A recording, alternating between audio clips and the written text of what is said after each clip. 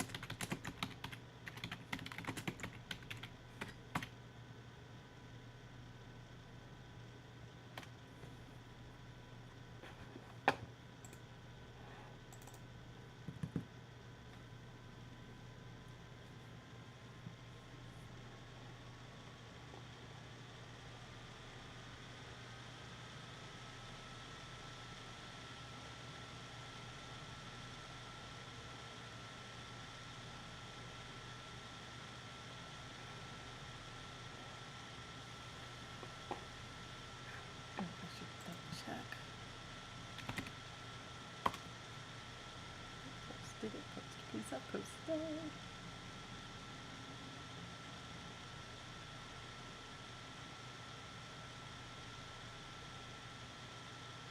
Yeah, posted. Fantastic. Did it post here?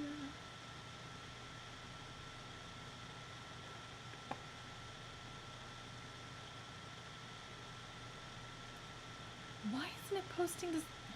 Son of a bitch!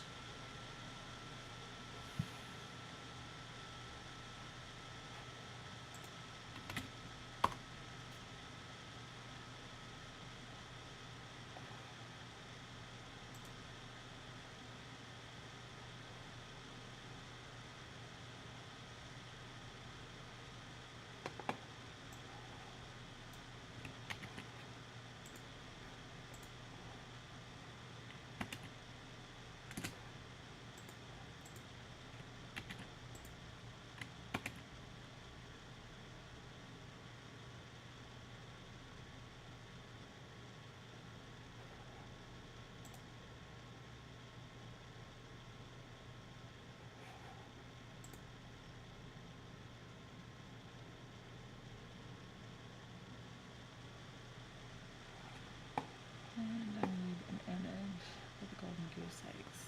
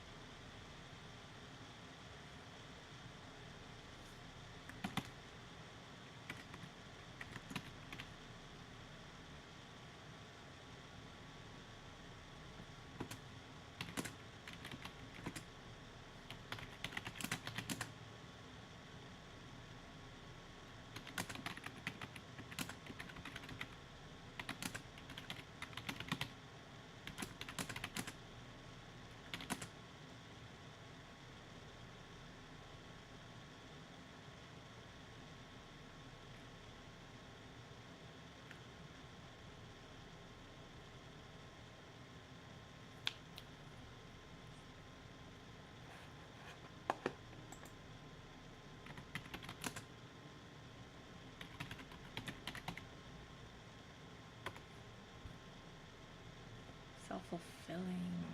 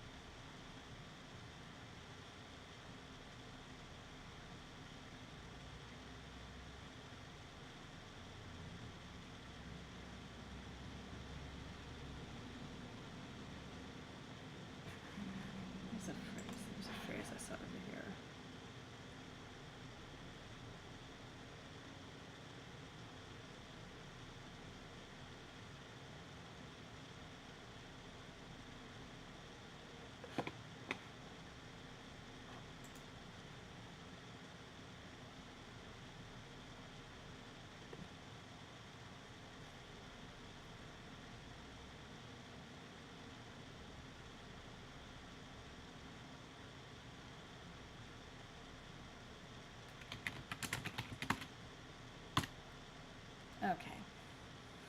All this linguistic just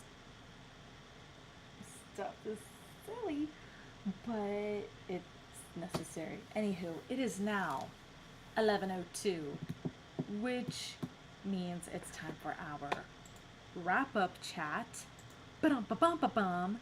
And so the wrap up chat goes like this. First, I'm going to give a brief summary of what all I got done today with a little bit of the how, a little bit of the why, and then I'm going to respond to all comments and questions on YouTube and Twitch. So my brief summary is the log that I've been keeping while I've been working on things this morning. And you are strongly encouraged, if you haven't logged anything into the chat yet already, to go ahead and put in the chat what it is you were working on this morning and what it is what you've accomplished this morning. And whether you were watching along or writing along this morning, also you are strongly encouraged to put in the chats, YouTube or Twitch, wherever you happen to be tuning in, any comments or questions you have about your creative projects, my creative projects, and the creative process in general, so that we can discuss those things. And I'll have a running log over here of topics to discuss, and whether or not there is anything in the chat. I have one topic from yesterday, because we ran very late yesterday for various reasons. And there was one topic left to discuss, but I needed to log off because OCD and lunchtime. And so I have that note here of that discussion topic, how to open a story. So after the brief summary and checking in to see where all y'all are at in your own accountability, I have the opening stories topic over here as part of our wrap-up chat. But first, my brief summary, while you put in the chat whatever it is you're going to put in the chat in terms of logging what you got done and leaving comments and questions about your creative work, my creative work, and the creative process in general.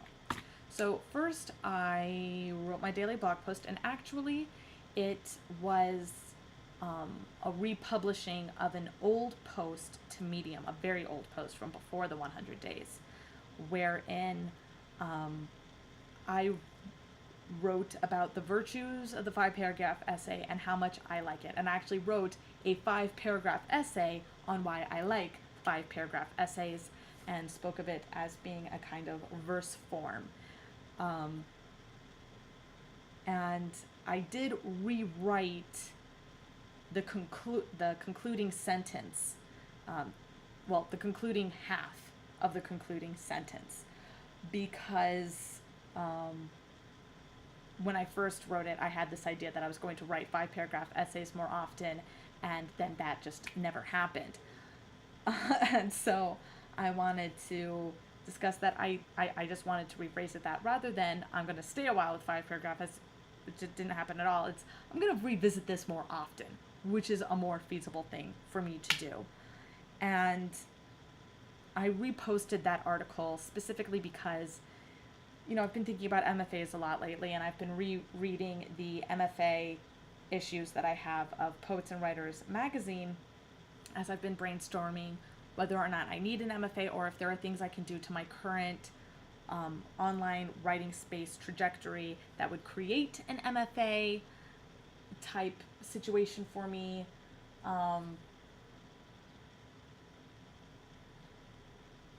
Like really trying to figure out what exactly I would need from an MFA. And someone was talking about, somebody mentioned 5-paragraph essays as just this rote tool to force a person to get ideas on the page. Like, it was just this, they described it as a bland rhetoric thing. And it's just really surprising to me how many professional writers there are, and how many writers there are who recognize, who see their work as poetry,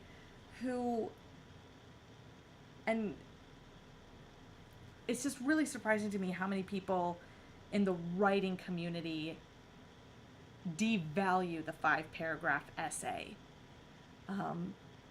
even though it's kind of an introduction to writing a prose poem in a way, because of the way it just sits between lyric essay at between lyric essay and prose poem. And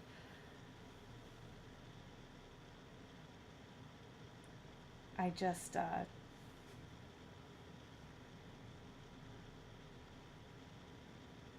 really like I like it. I like 5-paragraph essays. Without 5-paragraph essays, I would not be able to write the longer works, the longer essays that I do. I still tend to use that.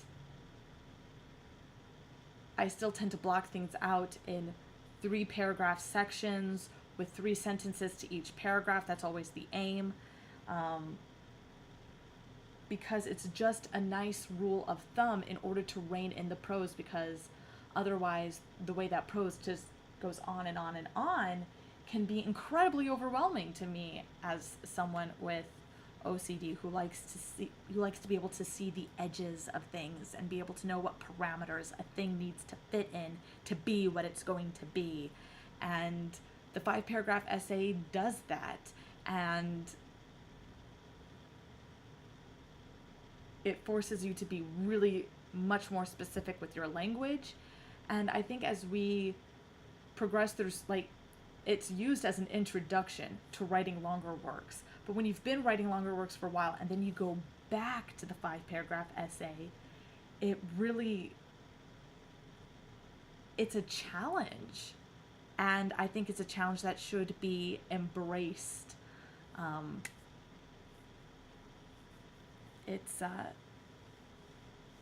I like the 5-paragraph essay. I know a lot of people don't, but I do. And if you search 5-paragraph essay on Medium, you're going to find people who complain about it quite a bit. So, oh well. Because I like it. Then I queued up my next buffer posting, which is about Wonder Tales. And I specifically made a note. So TED Days, a post is going to go out on Twitch, YouTube, and Facebook about my Wonder Tales project, and specifically how it looks like progress isn't happening with Wonder Tales, just like it looks like progress isn't happening with Weird Tales when you're just looking at my site. But the truth is, I submit those things to other places. When they get published somewhere, I link to them on their project page, on their respective project page. And when they get rejected, I publish them myself on their Inkshares project page, and then link to that from their proper project page on my website. And because I really, really just want to share all the things, but I don't get to share some things on the schedule that I would like to. I don't get to share it with the immediacy that I would like to, because I submit these things to other places, like the Rosie Rizzo project, where I went through the predominant songs. I went through those songs specifically involving Sandy, Danny, the characters Sandy, Danny, and Rizzo, with really the one exception where you have anyway, I worked my way through that piece by piece, and so I wrote this long form poem split in 10 sections, with each section being pulling a song from the soundtrack in the order that those songs are happening in the movie, in order to tell a personal story that happens to have overlaps with the characters of Danny, Sandy, and Rizzo. So I just finished writing that. I'm going to do a type up, run through, edit at some point. I'm not going to be able to screen share that because I plan on submitting it to places. And the places where I plan on submitting it don't like for work to be previously published. So there's just things that don't get published as often as I would like them to be published because I have to wait on other people's schedules, which is frustrating, but that's part of the reason I create so many things, is so that I'm always putting something out there, even while these other things are waiting on the establishment to decide what they think of them. And then I worked on my palmistry boon, which reminded me to double check that the article that I finished writing after logging off yesterday, make sure that that posted to social media, which it did not. I do not know why the Golden Goose Eggs isn't posting to my social media anymore. So I'm just gonna have to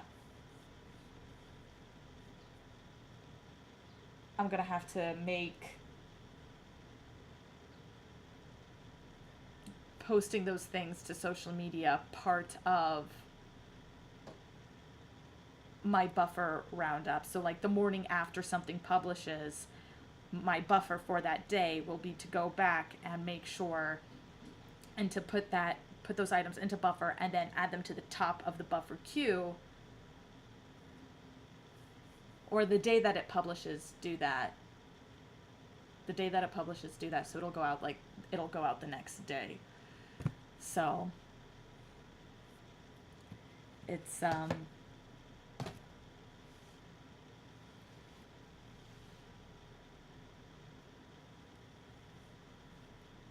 yeah. Anyway, I gotta figure out what's going on there. But I did get a lot of work done on the boon. So every 20 days, I try to maintain a schedule of every 20 days a new article going out on thegoldengooseeggs.com, and then following that article up 10 days later with a boon of some kind, something that builds on what was in the article recently published or an older article. And so that means every 10 days something is going out related to the Golden Goose Eggs. And so I have here, I'm working my way through kind of taking palmistry for every man and writing my own little book called Palmistry for Every Day, which isn't about chirology as it's not about palm reading, it's about palm writing. It's about reverse engineering what's going on with chirology. So rather than looking at your palms as a map of what, like this is that, like your hand being a hand that is literally dealt to you, and this is just what your life is going to be, and there's little you can do about it because, the lines are what the lines are. And I'm working on, no, we're gonna draw our own hands, and we're going to draw lines on those hands and mounds on those hands and create a map of the life we want and the person we want to be in that life. So working on that today. And I wrote, and because my brain is in 5-paragraph essay mode, and also because hands typically have 5 fingers, I think I'm going to be writing this thing in a series of 5-paragraph essays. So first 5-paragraph essay you have here is on some background, moving away from chirology, and then the second 5-paragraph essay, I got 2 paragraphs into it already. So there's 3 more paragraphs for that essay to go, and then there's going to be a third essay for this first chapter, basically, which is the background, applications, and creation's going to give a brief introduction into the making of instead of hand prints, it'll hand draw your hand kind of a thing. Anywho, so I'm really excited about that project.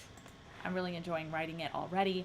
And now, because I finished my brief summary, it's time to respond to all comments and questions on YouTube and Twitch, which is going to start with accountability stuff. Nothing here on YouTube. That's pretty typical. And we have stuff here on Twitch, hooray! We've got a couple people. Great. All right. Joe says, hello. Watched a movie recently called The Words with Bradley Cooper, Dennis Quaid, and Jeremy Irons. Very great movie about writing. Have I seen it? Yes, I have. It is...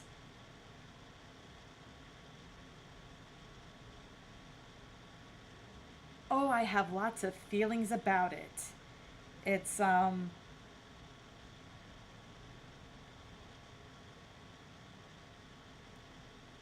whew.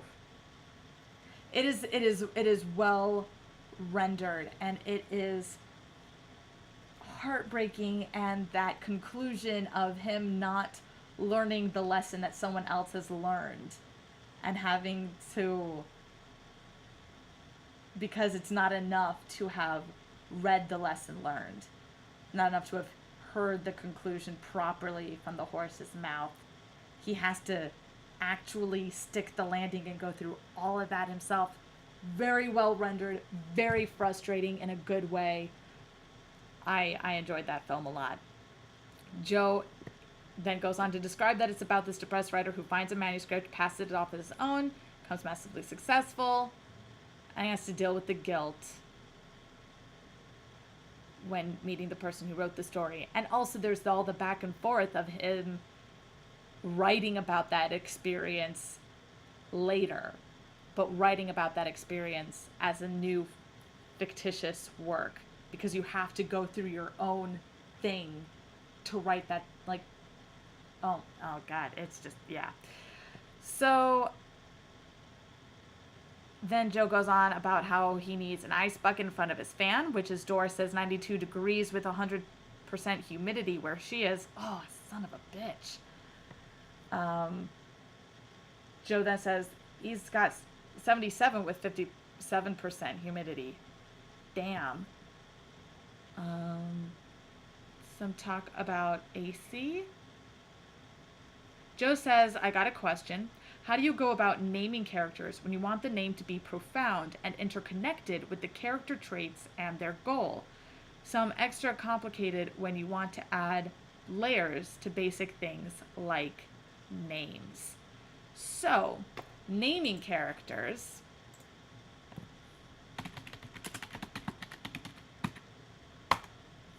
Actually, I'm going to put this over here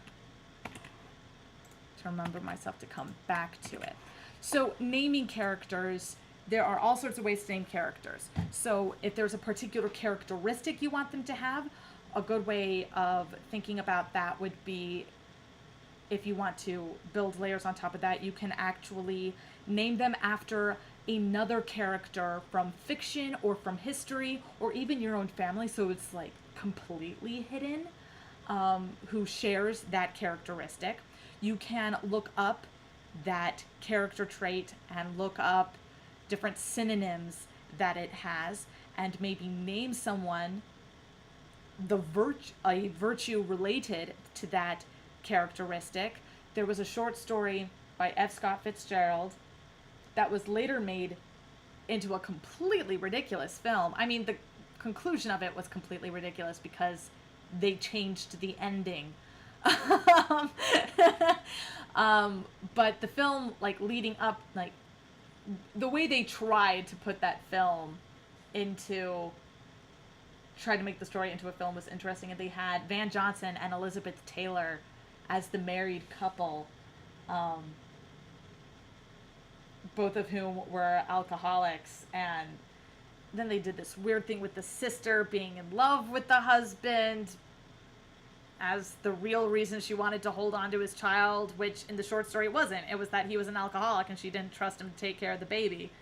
And none of the main characters' names really matter in that story. The name that mattered was the daughter named Anaria, which is honor with IA tacked on at the end. So the virtue of honor becomes this feminine name, Anaria, and he is fighting to get his honor back. He is fighting to get his daughter back. He's fighting to get his honor back. He's fighting to prove that he is a good, honorable, trustworthy person. But but it's because of him that his wife got pneumonia and died, because he was drunk, passed out, and didn't unlock the door to let her back home after she went out to a party and got drunk. And like, he had gotten drunk because he was mad at her, and so she like slept on their doorstep, got cold, got pneumonia, and died as a result of all of that. And so the baby was taken from him, understandably, and now he's fighting and fighting and fighting. And at the end of the short story, he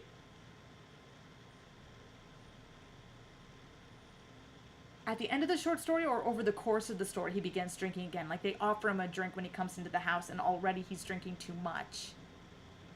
I gotta find that story. It's so good and so heartbreaking. And then, but in the movie, they go over the whole romance between him and his wife, and they build up the story of the sister being in love with him, which isn't in the short story at all. And then they go through in the movie, and rather than it being him accidental, like him punishing her in a drunken state, he passes out and doesn't know she's at the door, drunken state. And Elizabeth Taylor dies, and the sister takes the baby, and then he's fighting for his honor and not actually drinking. And the sister's husband tells her that, like, holding on to this kid isn't in any way holding on to him. And it's so, like, the film as its own thing is interesting, but when you've read the short story and you know that that's what it's based off of, like, the way it undercuts just how important it is for him to be fighting to be worthy as a parent again, it just completely undercuts that. But in the short story, the original story, having the child's name being Anaria, so that he is fighting for this small, innocent, sweet child, it's heartbreaking. And really, so working with virtues, looking at the etymological root of a particular character trait, virtue, word, can help you find character names, because, you know, you can, when you go back to, like, the traditional word, like the Latin word for that character trait, then you can see other words that relate in a really hidden kind of a way. So if somebody is fighting for the joy in their life, they're fighting to be happy, rather than name their child, name someone Joy that they are pursuing, you could name that person Felicity. Because felicity, felicitations, Feliz Navidad, Felicity, they have those etymological roots.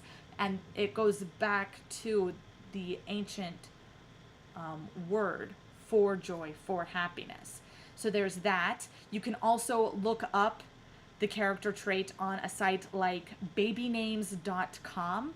You can use their search engine for the advanced settings to look up a particular baby name meaning, and type in the meaning that you're looking for, and it'll give you lists of names that have that meaning or related meanings.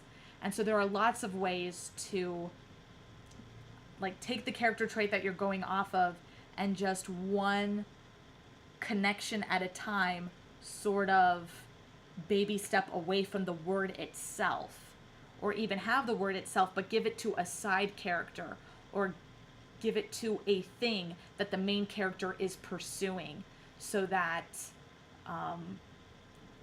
to emphasize how important it is that they achieve a particular goal. So, Witch's Door and Joe are talking about being in the US and having AC. Nice. Joe said, I just thought of a really evil way to end my novel. The main character's pretty much on her deathbed and a vampire attempts to turn her. I could end it without telling the reader if it was successful, which would be a good ending considering I plan on creating a series of 3 or 4 books.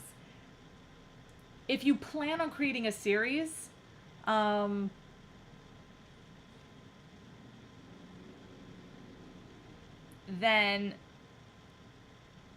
it would not be as evil as you think, because if you are definitely going to write a sequel that involves the main character, then leaving it unsaid, people are going to be pretty confident that that's what has happened,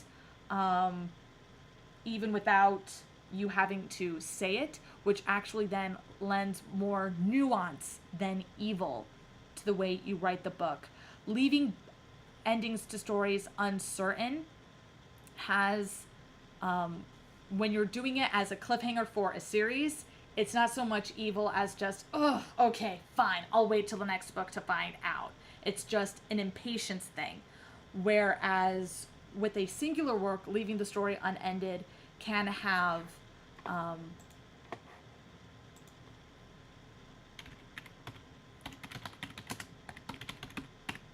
can itself exemplify the open-endedness of the situation if it's a real situation. So it happens a lot more in literary type literary fiction. Like the story that I was telling you by F. Scott Fitzgerald about his trying to get back his daughter Anaria, where he is not getting her back in that story. The point of that story is that he's going after her, but he ultimately doesn't get her back. And because there's more that needs to be done. There's more work inside of him and outside of him to be done in order to be a worthy parent again. So it's open-ended, but you'll never know whether or not he actually achieved sobriety to get his child back. It's left open. You do not know. The story never had a sequel. And that's not an evil thing. That's a making people think thing.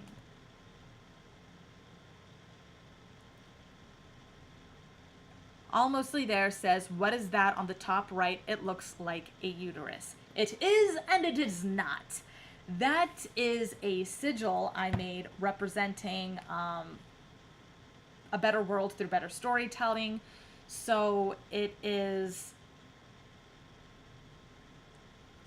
it starts with the symbol of infinites. So you can, it's either, it can be a uterus feeding into infinity, or infinity feeding out, or infinity feeding into the uterus, into a place where creation happens, or creation feeding into eternity. So there's that back and forth there. And then also, while it looks like a uterus, it also looks like a flower, and is specifically done in blue, like the blue flower.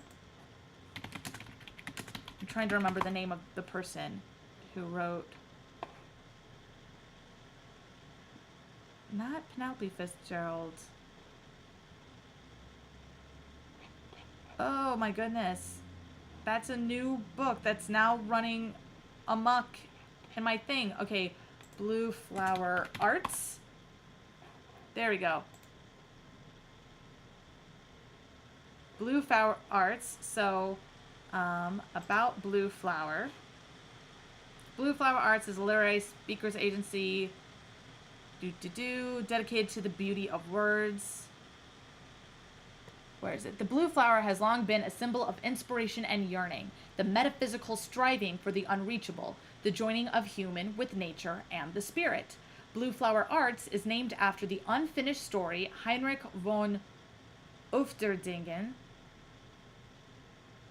by the 18th century German poet Novalis, which centers on a mystical young poet in search of a mysterious blue flower. The young hero's quest for the blue flower, his poetry, then became a symbol used by the Romantic poets for the soul's unfolding, and so has come to us as an emblem for the poetic transcendence of life. C.S. Lewis, in his book Surprised by Joy, wrote how his intense longing for things transcendent made him, quote, a votary of the blue flower, unquote. And that word votary means someone who is devoted to that thing. He has taken a vow. And so the sigil of the blue flower, better storytelling, infinite uterus thing that I have. Wait, how am I supposed to look to you right now? Infinite blue flower uterus thing is the logo of the work that I do. I also call it a votum. Which is Latin for vow, and it has to do with the specific call I feel to within my work and the work that I'm doing as a writer and as somebody who is always in discussion with other writers. So it is kind of a uterus, and it's also kind of not a uterus. And flowers are, often viewed as symbolic vaginas. So it all just loops around in on itself, all that symbolism. Mostly there says, I went to an MFA, so if you have any questions for me, I'd be happy to help. Although I went for creative writing / poetry, and also everyone's experiences are different.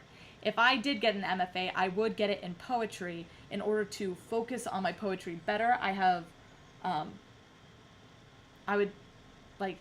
would focus on poetry, and I would, because they always want you to take at least one class in a different form, and I would take fiction because there's a lot of essay writing that goes on and going back to school. So then I would have that, what I feel is a better balance of nonfiction, fiction, and poetry.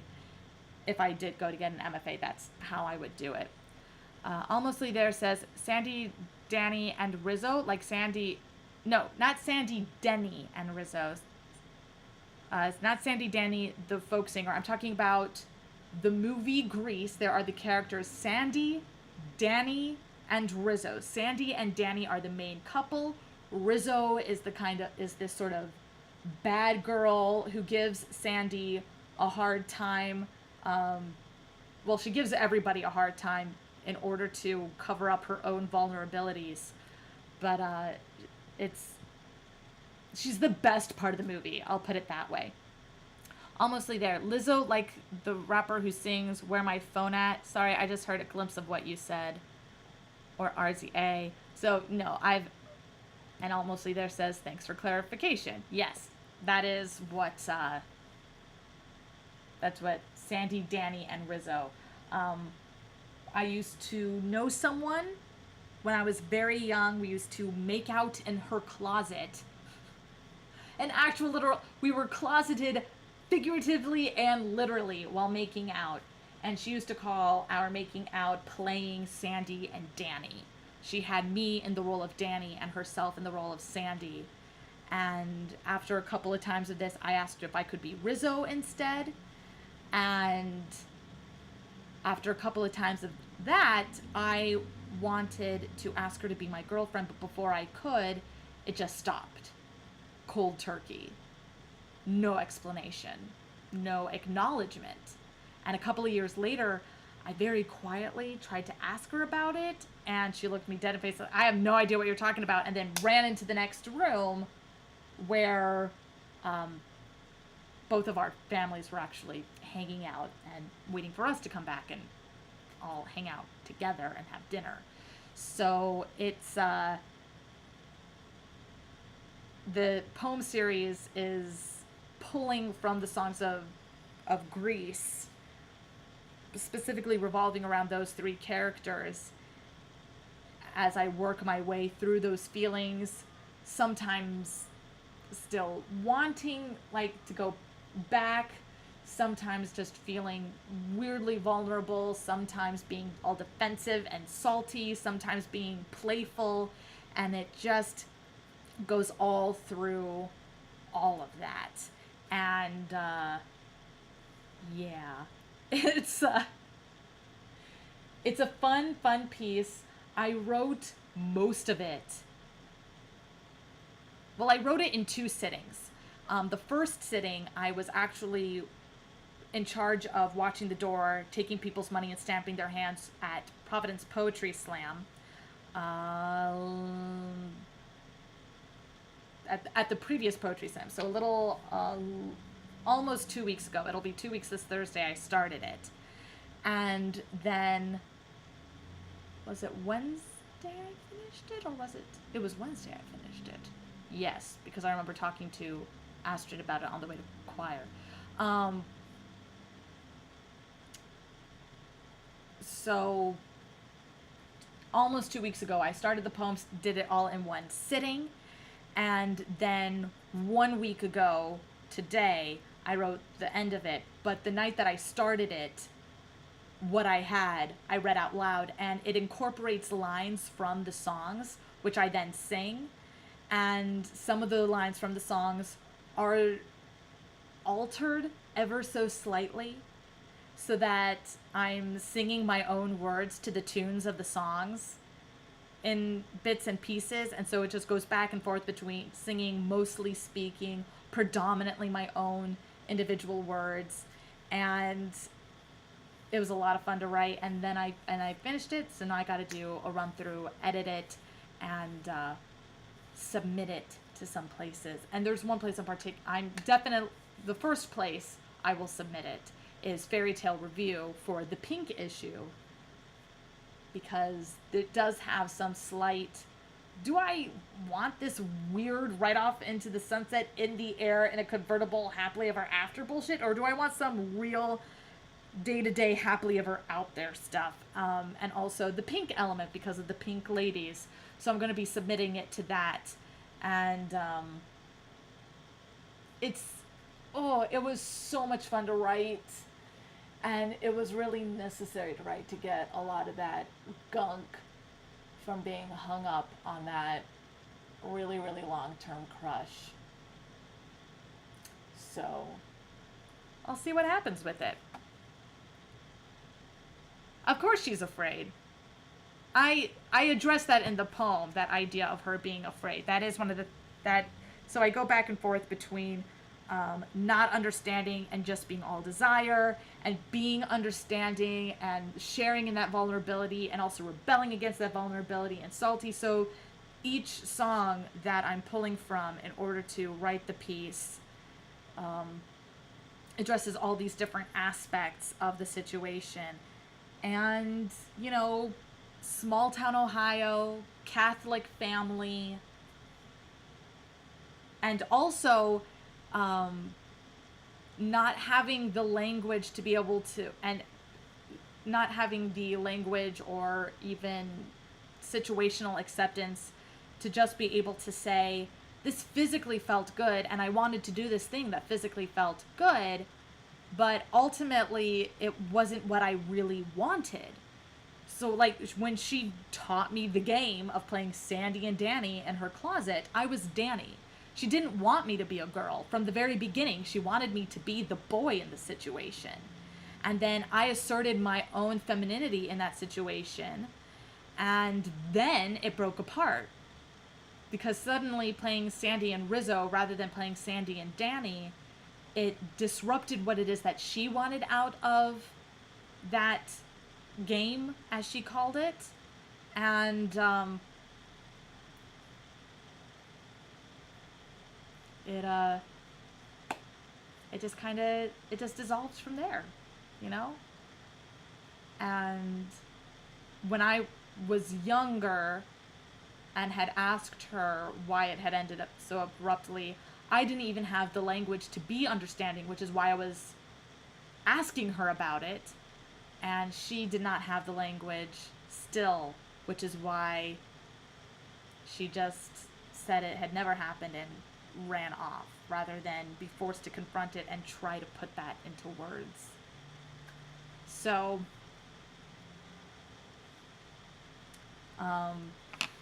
it could be she's still very closeted. It could be that she just realized it wasn't what she wanted.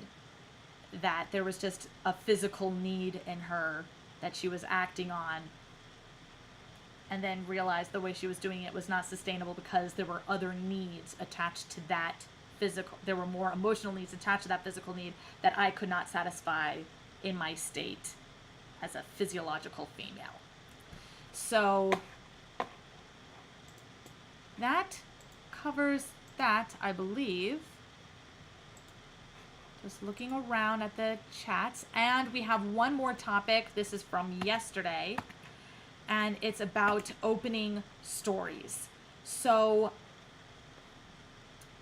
we can open stories by starting from a place of complete neutral, complete zero. You know, somebody waking up and starting their day, going through the monotony of the routine. We can start a story in mid-conversation. We can start the story in the middle of a dream. If you are going to start a story in the middle of the dream, actually make it sound like an abstract dream. Don't make it all literal as fuck, because that's, you know, pulling one over on your readers. Like, give them some clue that there is like a literal dream giving way to reality. It's like, oh, never mind, it was just a dream. That makes sense when it's a nightmare. Like, there has to be something that just does not make sense to the reality of the story that's at the conclusion of the dream. But having just a standard, I have lots of feelings about pulling one over on people via dreams, because dreams are typically not very real, not very realistic. There's so much getting snuck in there. And it's one thing to have your characters convinced it's real, but you can have your character be convinced that it's real because we're convinced our dreams are real while they're happening, but still have those dream elements, the signals to the reader that the dreamer has themselves just not figured it out yet. I have lots of feelings on starting things in dreams, but you can start a story literally any way. You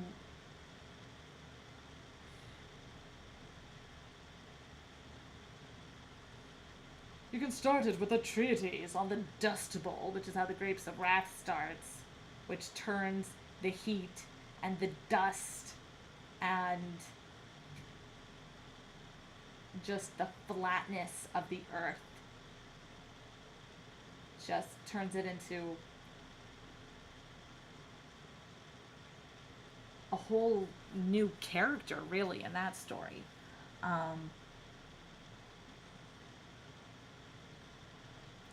Anyway, Joe had said yesterday that he had a question about opening stories. And there are so many ways to open a story that it's hard to know exactly what to say here without more guidance, actually. So if there's anything you want to put into chat about asking questions about opening stories, go ahead and do that. I'm going to finish mixing a cup of peppermint tea cocoa thing.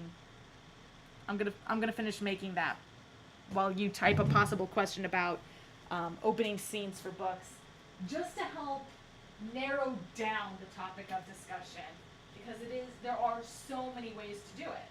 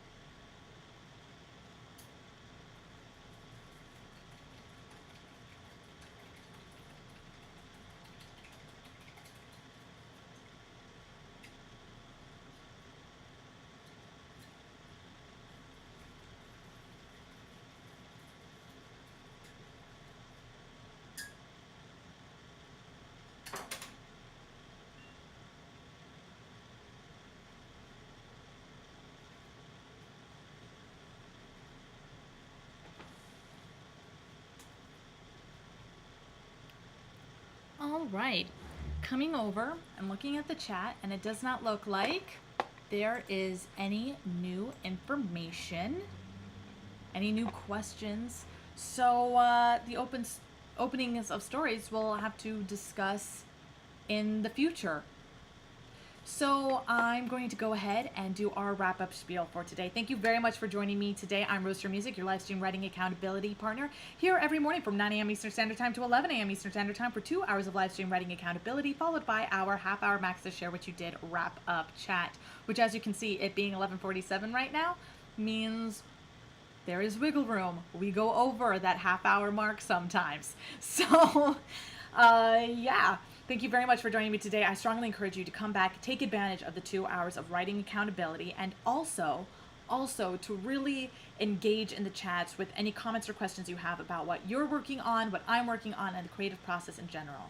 Because the more we can talk about what it is we're making and how it is we're making it, the more we can iterate on our creative processes and little by little, day by day, improve all the storytelling that we're doing, whether it's the stories that we're telling ourselves, the stories that we're telling each other, or the stories we're telling together as a collective, a community, a family, a society, and maybe, just maybe, as is my hope, build a better world through better storytelling. Thank you very much for joining me today. I look forward to seeing you very soon. Good journey, my friends.